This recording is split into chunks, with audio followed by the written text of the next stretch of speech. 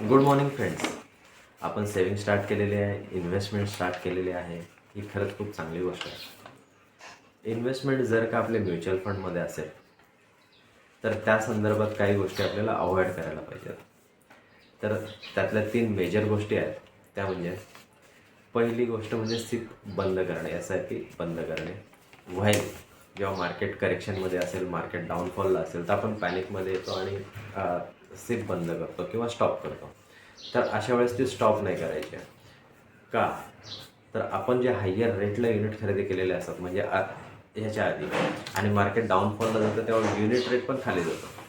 तर अशा वेळेस आपल्याला हायर युनिट ॲक्युम्युलेट करायचे, म्हणजे जास्तीत जास्त क्वांटिटी ॲक्युम्युलेट करायची. तर SIP बंद न करता अजून जास्त युनिट्स खरेदी कसे करता येईल, कारण शेवटी आपल्याला जो परतावा मिळणार आहे तो युनिटच्या रेटनुसार मिळणार आहे. म्हणून जास्तीत जास्त युनिट्स आपल्याकडे असणं गरजेचं आहे. मग अशा कंडिशन्समध्ये मार्केट पॅनिकमध्ये आपण जास्त युनिट खरेदी केले पाहिजे किंवा किमान आपली SIP स्टॉप तरी नाही केली पाहिजे. म्हणजे ॲटोमॅटिकली समजा ₹100 आपली SIP असेल, त्याच्यामध्ये आपल्याला 5 युनिट मिळत असतील, तर पॅनिक सिच्युएशनमध्ये आपल्याला 6 युनिट मिळू शकतात. तर आपली पॅनिक सिच्युएशनमध्ये, मार्केट करेक्शनमध्ये SIP बंद न करणे हे शहाणपणाचं आहे.